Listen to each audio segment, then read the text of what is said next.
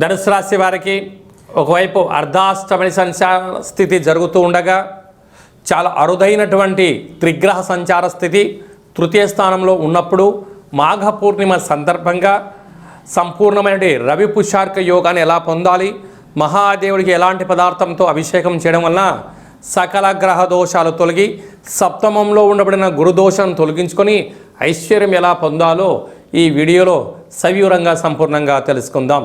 ధనుసు రాశిలో ఏ ఏ నక్షత్రాలు వస్తాయనగా మూలా నక్షత్రంలోని 4 పాదాలు, పూర్వాషాఢ నక్షత్రంలోని 4 పాదాలు, ఉత్తరాషాఢ నక్షత్రంలో 1 పాదం కలిపితే ధనుసు రాశి.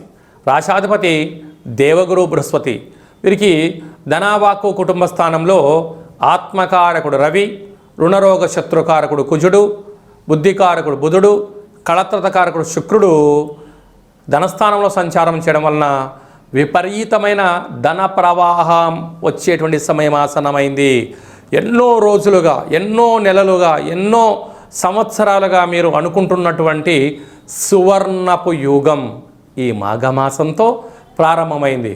అనగా అంటే డబ్బులు లేనప్పుడు, అంటే వేసవి కాలంలో ఒక ఆకాశం నుంచి ఒక చుక్క నీటి పడితే చాలు అని భూమి ఎలా ఎదురు చూస్తూ ఉంటుందో బీటలు వారినప్పుడు ఒక్కసారిగా ఒక జల ప్రవాహం వస్తే ఆ నీటిని ఏం చేయాలో అర్థం కాని పరిస్థితి ఎలా ఉంటుందో పుడమి తల్లికి మీకు కూడా ఎన్నో రోజులుగా మీరు ఉద్యోగ ప్రయత్నము, వ్యాపార ప్రయత్నము, వివాహ ప్రయత్నము, అంటే మీరు చేయని ప్రయత్నమే లేదు, చేసి జీవితంలో అలసిపోయారు.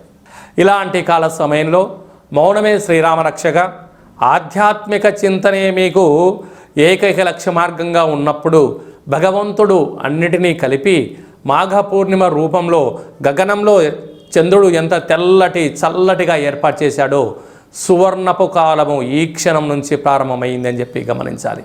కనుక ఇలాంటి కాల సమయంలో మాఘ పూర్ణిమ సందర్భంగా తెల్ల జిల్లేడు వృక్షం దగ్గర విశేషంగా పసుపు రంగు కలిగినటువంటి పుష్పాలతో అర్చన చేయడము, వీలైతే పసుపు వస్త్రాన్ని తెల్ల జిల్లేడు వృక్షానికి అలంకారం చేయడము, వసతి కలిగితే ఆ వేరును తీసుకొని వచ్చి సింధూరం పూసి పూజ చేసుకొని ఇంట్లో పెట్టుకోవడము.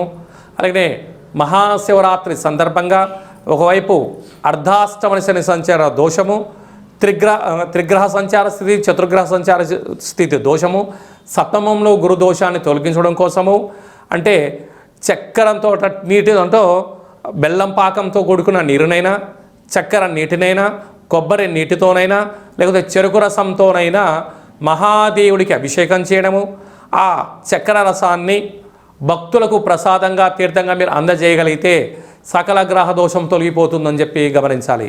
అదే కాకుండా